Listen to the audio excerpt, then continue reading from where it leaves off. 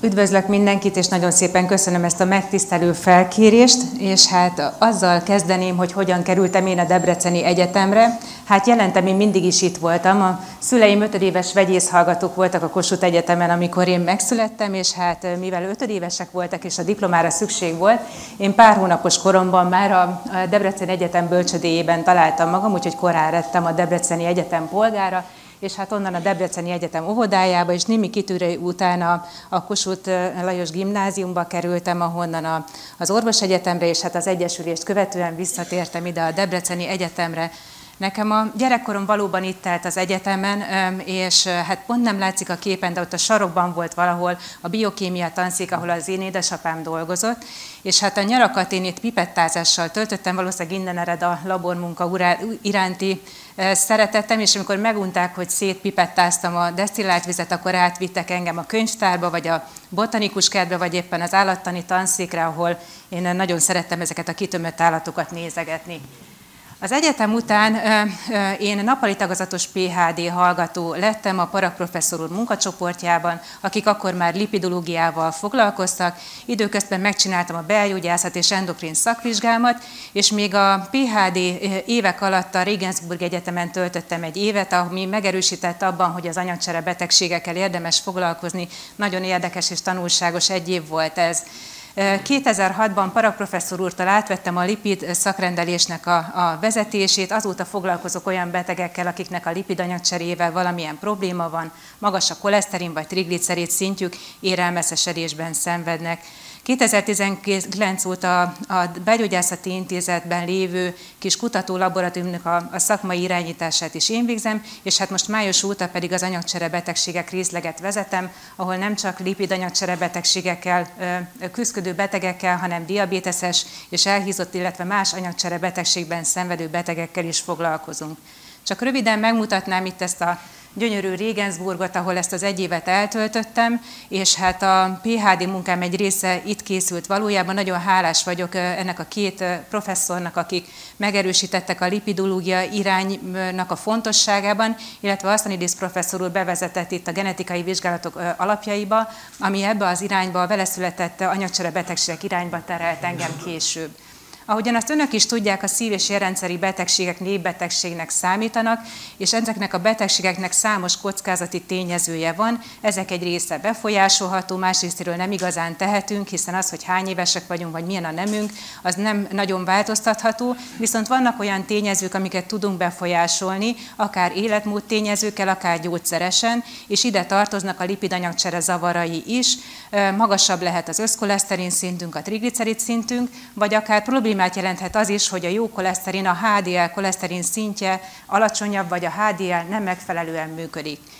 Mik ezek a lipoproteinek, és miért van rájuk egyáltalán szükség? Ugye a zsírok vizes közegben nem oldódnak, és hát úgy járnánk, mint a húslevesben a zsír, hogyha nem lennének olyan szállító kis részecskék, amik a vérben, ami alapvetően egy vizes közeg, szállítanák ezeket a zsírokat, illetve a zsírban oldódó egyéb molekulákat. Ezért van szükség a lipoproteinekre, amik úgy néznek ki, mint egy kis bolygó. A természet úgy oldotta meg ezt a szállítást, hogy ennek a külső felszínén olyan molekulák vannak, amiknek a külső része vízben oldódik, a belső része viszont zsírban oldódó, és a belső részében ezeknek a kis gömb alakú részecskéknek vannak mindazok a molekulák, amik zsírban oldódóak alapvetően. Ahhoz, hogy ne essen szét és jó helyre kerüljön ez a lipoprotein, tartalmaznak ezek a részecskék különböző fehérjéket, amik stabilizálják a szerkezetüket, illetve irányítják, hogy ezek később hova kötődjenek.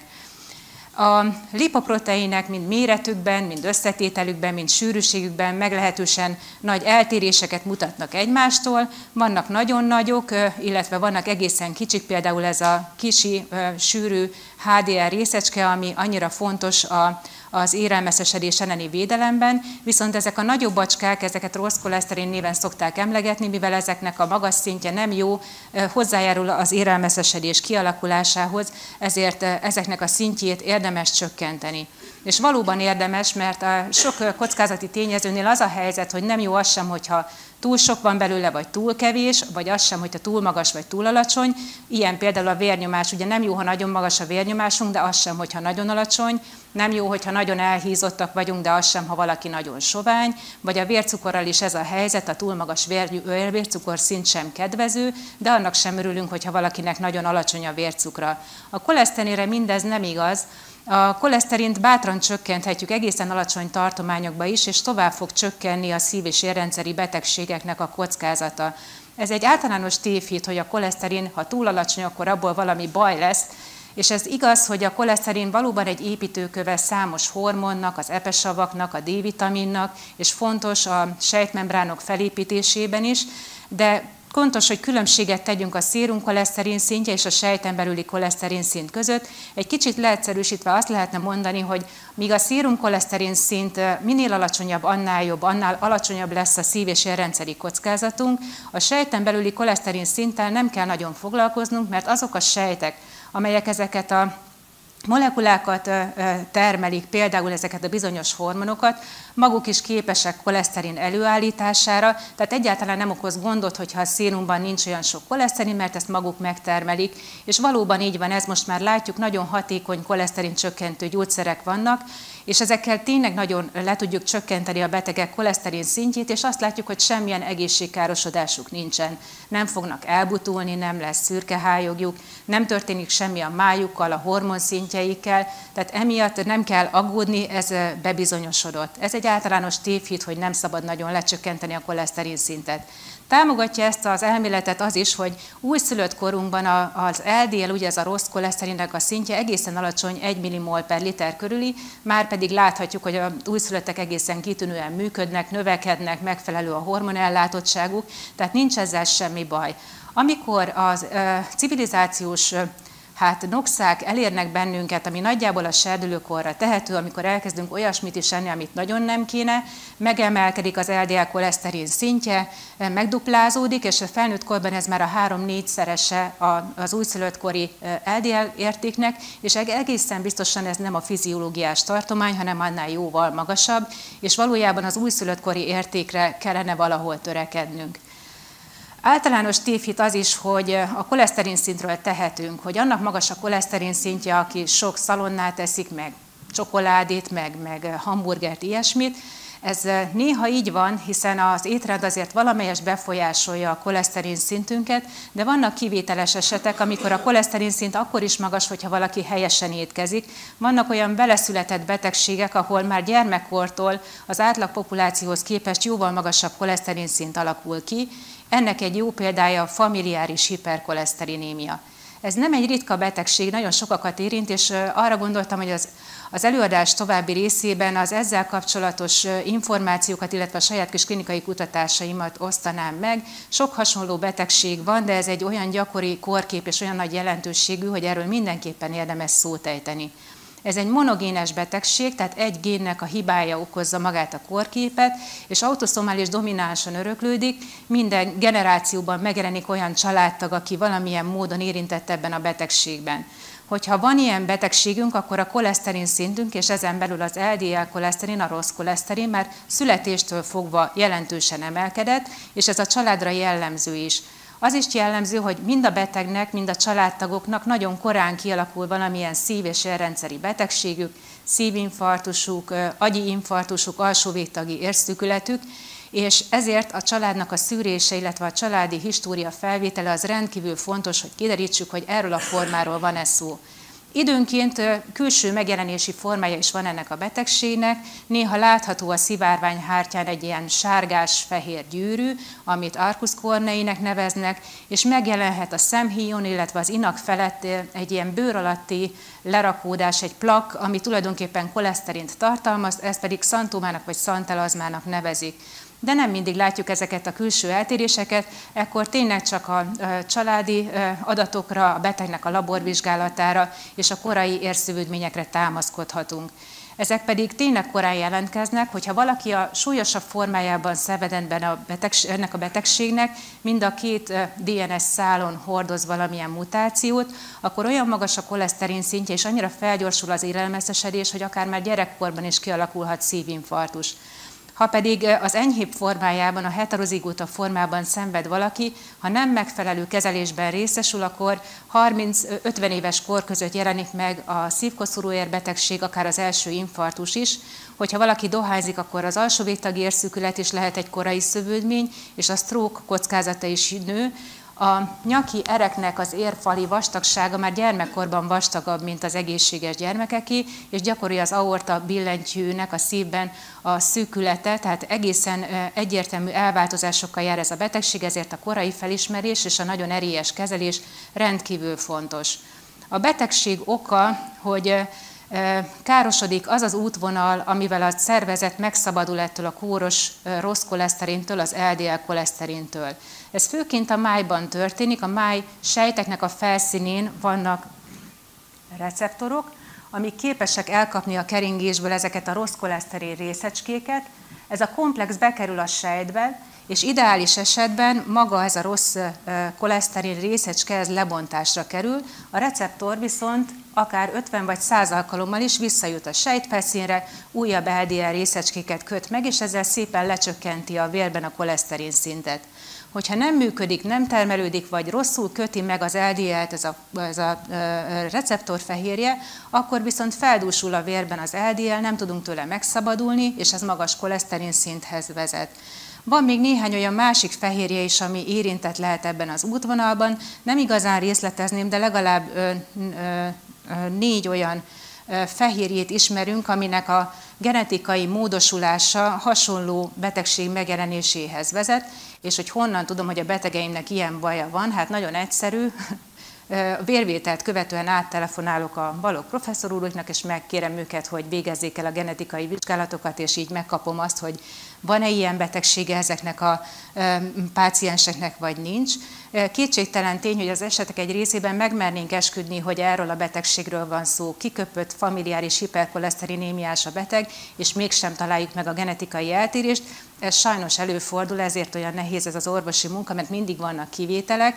Arra gondolunk, hogy lehetnek más gének is, amik szerepet játszanak, vagy más olyan rejtett helyeken genetikai eltérések, amik mégiscsak valamilyen módon megzavarják ezt az útvonalat.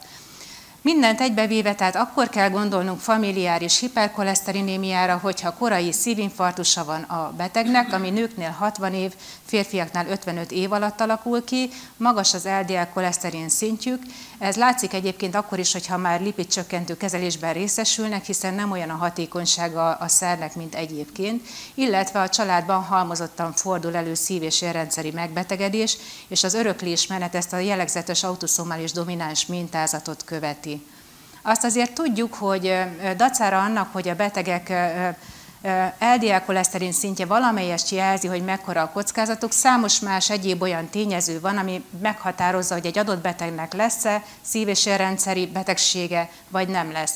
A mindennapi gyakorlatban azért elég nehéz kitalálni előre, hogy ki lesz az, akinek gyorsan kialakul az érelmeszesedés, és hamar lesznek szövődményei, és ki az, akinél várhatunk egy kevésbé agresszív kezelés is elegendő lehet. Tehát a betegség kezelésének a személyre szabása az még gyerekcipőben jár, és pontosan azért, mert nem igazán ismerjük azokat a tényezőket, amik még befolyásolják ezeknek az érelmeszesedéses folyamatoknak a menetét és a tempóját. Arra gondoltunk, hogy valószínűleg szerepet játszhat ebben a HDL-nek az összetétele és a működési zavara, valószínűleg lehetnek olyan gyulladásos tényezők, amik felgyorsíthatják az érelmeszesedést, vagy akár egy fokozott oxidatív stressz.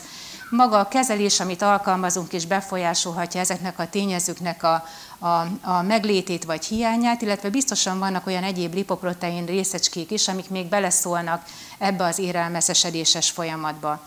Az egészen biztos, hogy ha valaki familiáris hiperkoleszterinémiás, az nagyobb kockázatú, de ahogy látjuk is ezekben a buborékokban, számos olyan más társbetegség is szerepet játszhat, magas vérnyomás, cukorbetegség, vagy a különböző endokrén működési zavarok, amelyek rátesznek még egy lapáttal a familiáris hiperkoleszterinémiára, és alul látszanak, hogy ugye a HDL, illetve egy másik nagyon érdekes lipoprotein részecske, a lipoprotein kisá is beleszólhat abba, hogy egy-egy betegnek mennyire súlyos a betegsége, mit várhatunk a későbbiekben. Ez nagyon nehéz, ezért aztán egy-egy betegnél biztosat mondani, amikor a betegek kérdezgetik, hogy mi az esélye, hogy neki 10 éven belül infarktusa lesz, nagyon nehéz erre korrekten válaszolni, mert mindent tudnunk kéne a betegről a legkisebb részletekig ahhoz, hogy egyáltalán tippet mondjunk erre a dologra. Így aztán ugye azt tudjuk tenni, hogy minél több információt szerzünk a betegekről, minél több faktorról valamilyen információt begyűjtünk, és megpróbáljuk kitalálni, hogy azt a beteget nagyobb vagy kisebb kockázati csoportba soroljuk. Minden esetre a HDL-nek egészen biztosan van szerepe az élelmeszesedés kialakulásában. Ez ugye a jó koleszterin, ez egy olyan részecske, ami eltávolítja az érfalból a koleszterint, hogy egyszerűen fogalmazzak, és ez egy nagyon érdekes kis lipoprotein, amilyen kicsi, olyan változatos az összetétele, minden más lipoproteinnél többféle fehérjét tartalmaz, körülbelül 200 különböző fehérje lehet jelen a HDL részecske felszínén. Ezeknek egy része a részecske stabilizációját végzi, a struktúráját tartja fent. Ezek közül az ApoA1 és az A2 van legnagyobb mennyiségben jelen, de már most mondanám, hogy van egy ApoM nevű, aminek szintén nagy a jelentősége. Vannak ezen kívül hozzácsatolva különböző enzimek és olyan fehérjék is, amik szállítanak más molekulákat, például vitaminokat. Vannak olyanok, amik az oxidációs folyamatok ellen védenek, és vannak olyanok, amik ezzel ellenkezőleg kicsit fokozzák az oxidatív stresszt. Tehát nagyon változatos az összetétel ennek a HDL-nek, és attól függően, hogy ezek az egyes komponensek jelen vannak, vagy nincsenek, kicsi vagy nagyméretű, sűrű vagy nem ez a HDL részecske, egészen széles tartományok között tudja befolyásolni ezt a kockázatot a szív- és érrendszeri betegségekre. Az apolipoproteinem, ahogy említettem is, egy ilyen struktúrfehérje, ami a HDL-hez kötődik, és oxidatív folyamatokkal szemben védőhatást fejt ki, és emellett segíti a sejtek koleszterin leadását is, és ráadásul köt egy kicsike kis molekulát, amit szfingozin 1-foszfátnak hívnak. Ez egy jelátviteli molekula, amelynek nagyon széles szabályozó funkciója van a szervezetben. Nem minden érint bennünket annyira a saját munkánk szempontjából, de az biztos, hogy az ateroszklerózis kialakulása szempontjából is szerepe lehet ennek a kicsi kis jelátvételi molekulának. Ennek az ApoM S1P rendszernek az élelmeszesedésben kifejtett szerepét mások már vizsgálták ugyan különböző betegcsoportokon, de familiáris hiperkoleszterinémiás betegeken eddig nem nagyon volt erről adat. Ebből a korábbi munkából az látszik, hogy az sem mindegy, hogy ez az ApoM és S1P egymáshoz kötve milyen típusú HDL részecske felszínén található meg. Hogyha egy nagyobb ilyen HDL-en van, akkor kevésbé hatékonyan gátolja az élelmeszesedést, de ha egy kicsihez kötődik, akkor tudja blokkolni ezeknek a sejtfelszínen megjelenő más fehérjéket kötő adhéziós molekuláknak a megjelenését, és ezzel csökkentik az érfali gyulladást, és ezzel lassítják az élelmeszesedés kialakulását. Mi 81 ilyen familiáris hiperkoleszterinémiás beteget vizsgáltunk, azért mutatom ezt az ábrát, mert itt láthatóak a betegeknek a lipid paraméterei, és jól látszik, hogy egy átlagos magyar populációhoz képest mennyivel magasabb egy FH csoportnak az összkoleszterin szintje, az LDL koleszterin szintje több mint duplája, ezek egyébként még kezelés előtti lipidértékek, és látszik, hogy ez a lipoprotein kisának nevezett speciális lipoprotein részecskének a szintje is jelentősen magasabb, mint a nem familiáris hiperkoleszterinémiás csoportban, tehát ezek valóban FH-s betegek voltak. Azt is megnéztük, hogy azon belül, hogy mennyi az LDL és a HDL szintjük, ezeken belül ezek milyen alcsoportokra bonthatók, mennyire belőle a kisebb, sűrűbb, és mennyi a nagyobb, kevésbé sűrű részecske, ezek az LDL és HDL szubfrakciók, és azt látjuk, hogy van egy eltolódás a familiáris hiperkoleszterinémiás betegekben, nekik arányaiban kicsit több a kis HDL-jük, ami egyébként kedvezőbbnek tűnik szív- és érrendszeri szempontból, tehát valamilyen módon a szervezet próbál legalább így kompenzálni. És megnéztük az S1P ApoM szintjeiket is ezeknek a betegeknek, és azt láttuk, hogy azért van különbség, az FH-s betegekben magasabb értéket képviselnek ezek az S1P ApoM szintek, mint a kontrollcsoportban. Amikor az élelmeszesedést próbáljuk meg jellemezni, akkor nincs könnyű dolgunk, mert képalkotó eljárásokra nem mindig van lehetőség. Ha csak laborvizsgálatokat végezhetünk, akkor különböző markerei vannak az érelmeszesedésnek, ráadásul ugye az érelmeszesedés egy évtizedeken keresztül zajló nagyon hosszú folyamat, és a különböző stádiumokban nem ugyanazok a molekulák szerepelhetnek markerként, egy korai érelmeszesedésben nem ugyanazokat a tényezőket figyeljük, mint a késői szakaszban. A kezdeti szakaszra jellemzőek például ezek az adhéziós molekulák és gyulladásos citokinek, míg a késői stádiumban nagyobb szerepe van ezeknek a, oxidatív markereknek, illetve olyan molekuláknak, amik az érelmeszesedéses plak instabilitását és megrepedését válthatják ki. Tehát ezzel egy kicsit megbecsülhető, hogy melyik szakaszáról beszélünk az érelmeszesedésnek. Amikor azt vizsgáltuk, hogy ez az S1P, amiről azt gondoljuk, hogy fontos szerepe lehet az érelmeszesedésben, milyen markerekkel függ össze, akkor részben megerősítettek bennünket a vizsgálatok abban, hogy valóban blokkolhatja az S1P ApoM komplex az adhéziós molekuláknak az expresszióját, mivel itt egy negatív összefüggést találtunk, viszont úgy tűnik, hogy a késői markerekkel való összefüggése pontosan az ellenkező irányú, tehát valószínűleg a különböző szakaszában az érelmeszesedésnek nem ugyanolyan szerepet tölt be ez az ApoM S1P molekulakomplex. Egy másik érdekes fehérje, amiről talán még nem hallottak, ez a progranulin. Ez a furcsa, ilyen kis dominószerű felépítésű fehérje a szervezet számos sejtje által termelt, és különböző enzimek képesek ezt darabjaira hasítani. Egyébként ezek a granulinok, amik így létrejönnek, maguk is biológiailag aktívak, de egész más hatást fejtenek ki, mint ez az egészben lévő progranulin molekula. És a HDL, illetve ezen belül az apolipoprotein A1 képes a hasítástól megvédeni ezt a progranulint. Sokféle szerepét vizsgálták a progranulinnak, minket sokáig nem nagyon érdekelt a dolog, mivel inkább a neurodegeneratív kórképekben látták ennek jelentőségét. Azoknál, akiknek alacsony volt a progranulin szintje, gyakrabban fordult elő ilyen súlyos elbutulással járó neurodegeneratív krónikus gyulladásos kórkép. Akkor kezdett el bennünket érdekelni a progranulin, amikor kimutatták, hogy szívinfarktusos betegekben ezeknek a szintje magasabb, illetve azokban az egerekben, akik egyáltalán nem termelnek progranulint, ott egy nagyon gyorsan kifejlődő súlyos érelmeszesedés alakult ki.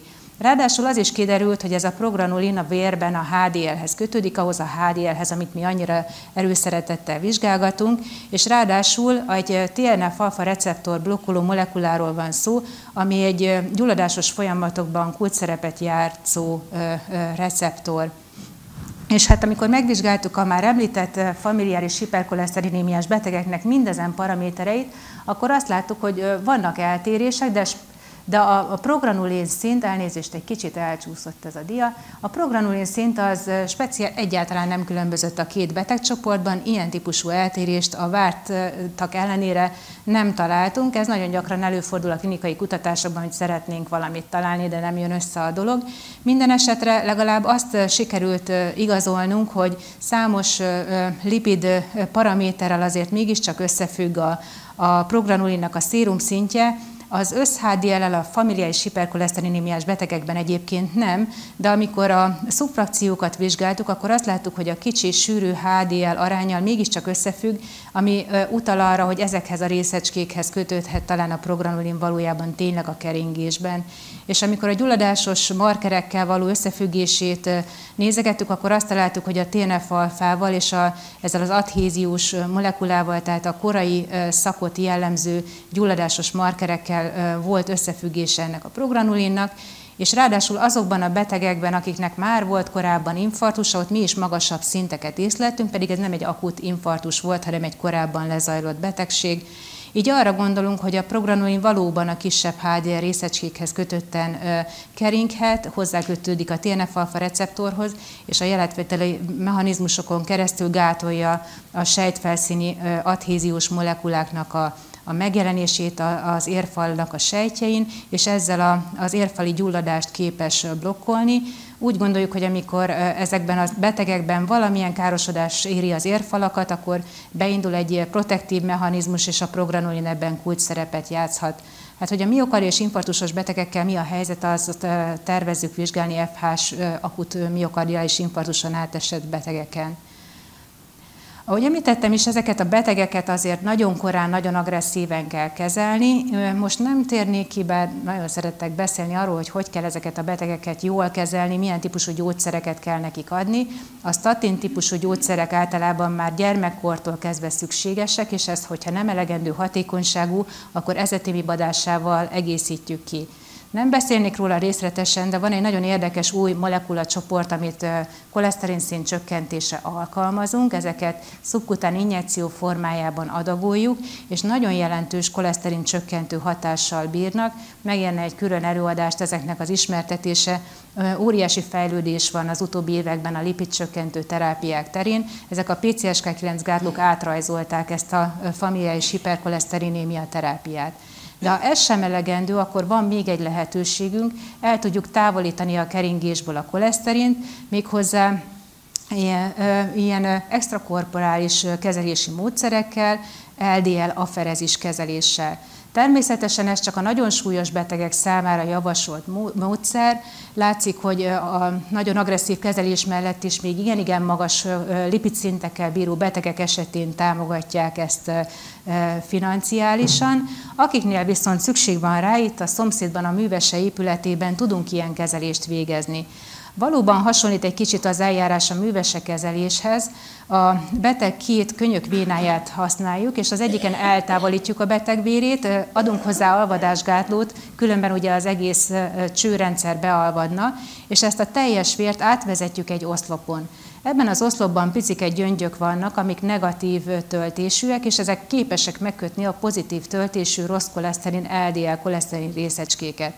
Az alatt a néhány óra alatt, amíg a beteget kezeljük, ez kb. 2-2,5-3 óra, függően a betegnek a testsúlyától, kb. 60%-kal tudjuk csökkenteni a betegeknek ezt a rossz koleszterin szintjét, és ráadásul ezt a másik bűnöst, ezt a lipoprotein kisálszintet is egészen hatékonyan le tudjuk csökkenteni, úgy, hogy közben a HDL szint, ami ugye a jó koleszterin, egyáltalán nem változik, mert annak nincsen töltése, és nem kötődik ki ehhez az oszlophoz.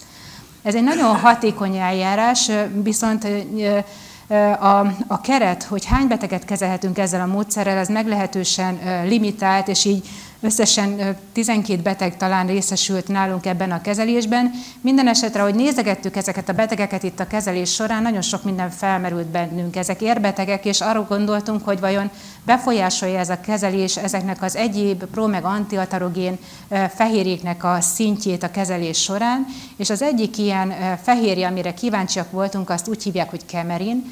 Ezt a fehér zsírsejtek termelik, és hát sok egyéb funkciója mellett ez kedvezőtlenül hat a lipidanyag cserére, tehát rossz a mi szempontunkból, az lenne a jó, hogyha ennek a szintje minél alacsonyabb lenne. Arra voltunk kíváncsiak, hogy változik-e a kezelés során ennek a kemerinnek a szintje. És azt találtuk, hogy igen, a kezelés során amellett, hogy ezek az extrém magas lipid szintek, ugye ez a 9 feletti koleszterin, 6, majdnem 7-es LDL koleszterin szint, gyönyörűen lecsökkent, 60%-kal csökkent például a rossz koleszterin szint, a szérum kemerin szintje is lecsökkent, majdnem 30%-kal. Nyilván megnézegettük ebben a pár betegben egyesével is, hogy kinél hogy csökken. Látható, hogy minden betegben csökkenő tendenciát mutatott, talán nagyobb volt a csökkenés azokban, akiknek magasabb volt a kiindulási kemerin szintje, és egy beteget követtünk is hosszú távon, és az látszott, hogy amikor elkezdtük az LDL aferezis kezelését, amit havonta végeztünk, szépen elkezdett csökkenni a kemerin szintje, amikor pár hónapra kihagytuk a beteg kérésére a kezelést, akkor visszakúszott majdnem az eredeti értékig, és amikor ismét elkezdtük a kezelést, akkor szépen lecsökkent. Tehát egyértelmű, hogy a kezelés valamilyen módon csökkentette a kemerin szintet. Hát próbáltuk kideríteni, hogy mi lehetett ennek az oka. Nyilván felmerült bennünk, hogy az oszlopba bekötődik. Ha azt gondolják, hogy könnyű ezt igazolni, akkor nincs igazuk, már csak azért sem, mert ezt az oszlopot nagyon nehéz volt szétszedni. A kezelést követően ugye visszamossuk a beteg vérét, hogy ne legyen hosszú távon vérszegény, és ezt az oszlopot kellett valamilyen módon átmosnunk egy olyan puffer oldattal, amivel kioldjuk a fehérjéket erről az oszlopról. Alig bírtuk szétszedni az oszlopot, a gyártóknak minden elismerésem, ez egy bomba biztos oszlop. Végül mégis szétszedtük, és azt találtuk, hogy a leoldott fehérjék között van meglehetősen nagy mennyiségű kemerin, és hát ezzel is sikerült igazolni, hogy ez az oszlop tényleg képes a kemerinnek a megkötésére. Amellett, hogy megköti a kemerint, egyébként ez a kezelés más érdekes dolgokat is művel a betegekkel.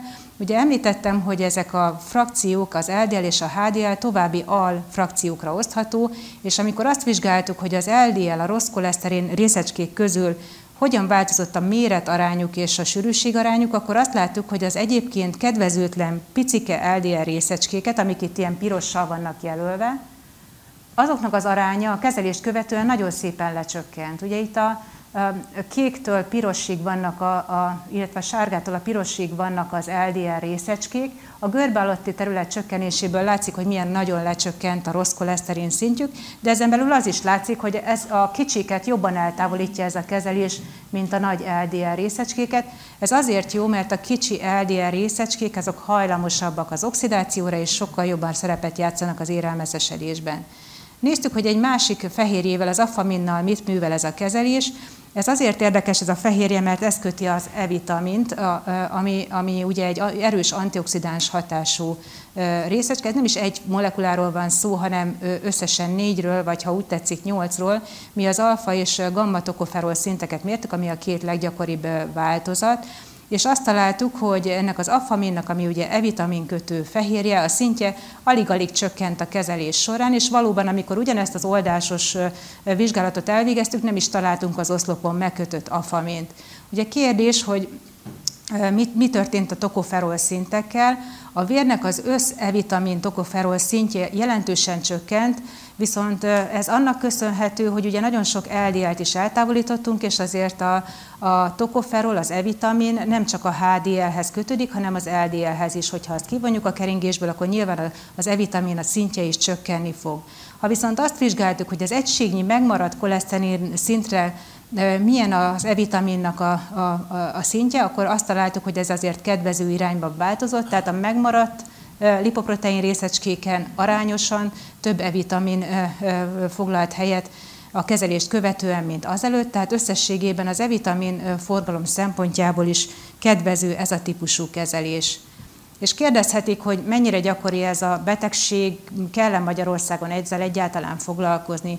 Az elején nem mondtam, de most mondom, hogy a betegség előfordulási gyakorisága változó, 1 a 250, 1 az 500 között mozog, és arra gondoltunk, hogy megnézzük itt Magyarországon is, hogy mennyi lehet a becsült előfordulási gyakorisága ennek a korképnek. Voltak adataink innen a Debreceni Egyetemnek a klinikájáról, illetve a Nyíregyházi Kórház betegeinek az adatai is rendelkezésre álltak, és korszerű ilyen adatbányászati módszerekkel, egy szkórrendszer segítségével kiszűrtük azokat, akik részben biztosan vagy valószínűleg familiáris hiperkoleszterinémiában szenvednek, és azt találtuk, hogy 255 beteg valószínű vagy biztosan FH-s, és majdnem 12 000 beteg valószínűleg FH-s volt, abból az 1.300.000 betegből, akinek az adatait átnéztük. Ez alapján a becsült előfordulási gyakoriság itt az észak-kelet-magyarországi régióban 1 a 340, tehát minden 340. emberből egyet érint átlagosan ez a betegség, egyáltalán nem olyan nagy ritkaság. Gyanítom, hogy nekem is ilyen betegségem van, bár engem még sosem szekvenáltatok, de lehet, hogy szükség lenne rá, így az örök esélyei valamit javultak. És hát van még ez a lipoprotein kisel, ami egy nagyon érdekes lipoprotein részecske, egészen pontosan egy heterogén csoportja ezeknek a részecskéknek, hasonlít egy kicsit az LDL-hez, de hozzá kötődik egy ilyen lánc, amiben ilyen kis perecszerű alegységek vannak. Azt szerint, hogy milyen hosszú ez a hozzácsatlakozó lánc, lehet kicsi vagy nagyobb méretű. Minél magasabb a szintje, egyébként annál kisebbek ezek a részecskék, minél alacsonyabb, annál nagyobbak. És hát 57 éve találgatják, hogy miért is van egyáltalán lipoprotein kisel az emberi szervezetben. Voltak mindenféle koncepciók, hogy a sebgyógyulásban, a különböző szöveti riper folyamatokban, a vérzéses kórképeknek a gyógyulásában talán lehet szerepe. Minden esetre a kifejezetten alacsony szintje sem jár egészségkárosodással, ez egészen biztos. Azt is tudjuk azonban, hogy a nagyon magas lipoprotein kisás szint sem jó, mert részben elősegíti a vérrögöknek a képződését, részben az érrelmeszesedés kialakulásában is szerepet játszik, tehát egyáltalán nem jó, ha valakinek nagyon magas a lipoprotein kisás szintje. Hogy mitől magas, arról is sokat lehetne beszélni, ez is igazából leginkább örökletesen meghatározott dolog, de azért sok kórkép változtatja a lipoprotein kisel szintjét.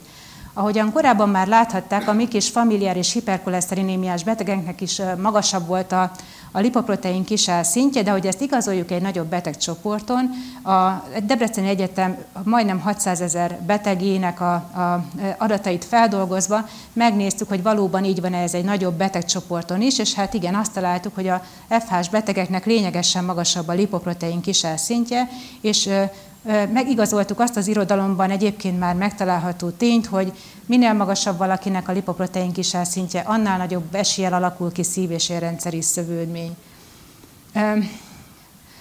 Tudnék mi nagyon sok mindenről, szívesen beszélnék, inkább azt mondanám. Nagyon sok érdekes lipidológiai kórkép van, amivel a napi gyakorlatban is találkozhatunk. Azt gondolom, hogy a familiáris hiperkoleszterinémia talán a legfontosabb ilyen kórkép. És hát a klinikai kutatás egyáltalán nem egy magányos tevékenység, nagyon is csapatmunka. Nagyon sokan vannak, akiknek hálával tartozom ezért az elmúlt sok-sok évért és ezekért az eredményekért. Ha néhányat kell kiemelnem, akkor az első az biztosan Parag György professzor úr, akinek a lipidológia iránti szeretetet köszönhetem, és aki mindig is támogatott. Azért megjegyezném, hogy a jelenlegi főnökön, Balla professzor úr ugyanolyan nagy elánnal támogatja ezeket az ateroszklerózis kutatásokat, mint Parag György professzor úr, és így van lehetőségünk folytatni ezt a munkát. Megjegyezném, hogy a fiatalok, a PhD hallgatók nagyon sokat segítenek a klinikai kutatásban.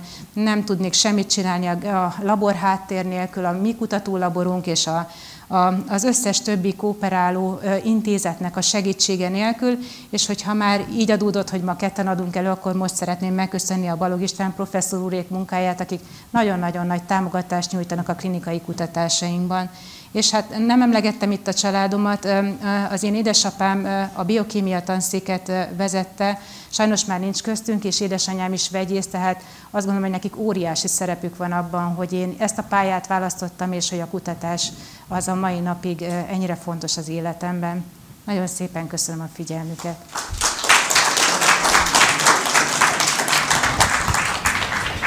Köszönjük professzor asszonynak ezt a nagyon izgalmas és érdekfeszítő előadást, és hát remélem, hogy a címben ígértek szerint sikerült több tévhitet itt eloszlatni.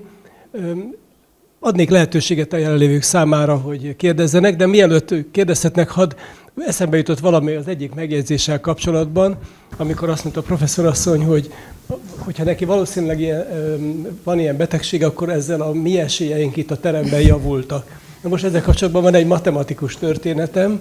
Egy matematikus utazik a repülőtéren, és a check-innél, a vizsgálatnál egy bombát találnak a bőröngyében, és hát megkérdezik róla, hogy közismerten pacifista, békés természetű, hogy miért vitt magával bombát, miért próbált magával bombát vinni a fedélzetre. Azt mondja, azért, mert annak, hogy még egy bomba legyen a fedélzeten, tehát összesen 2 bomba legyen a fedélzeten, annak sokkal kisebb a valószínűsége, mint hogy egy. Tehát ő ezzel akarta csökkenteni a második bombának, az alódi, az aktív bombának az esélyét. Na, jó, szóval nem akarom ezért nem kell matematikusoknak előadást tartani, valójában igen. Mindenki újra kezdi ezt a sanszot, mindenkinek külön-külön ugyanennyi az esélye, inkább csak így figyelemfelhívásnak szerintem ezt megjegyzést. Köszönöm. Egyébként felfedeztem még egy matematikus vonatkozás, Daróczi Bálint nevét láttam az egyik közleményen, ha jól gondolom, ő Daróczi professzor úrnak a fia. Ez pontosan így van, és az adatfeldolgozási kutatásokban óriási segítségünkre van, nagyon tehetséges fiatalember. Igen. Van-e további megjegyzés, kérdés az elhangzottakhoz?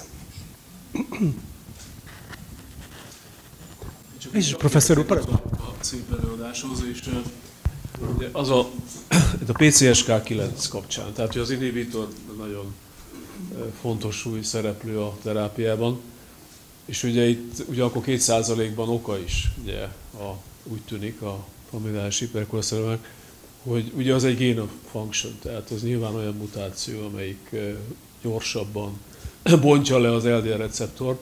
Ott sikerült ugyanezzel az inhibitorral terápiás eredményt elérni.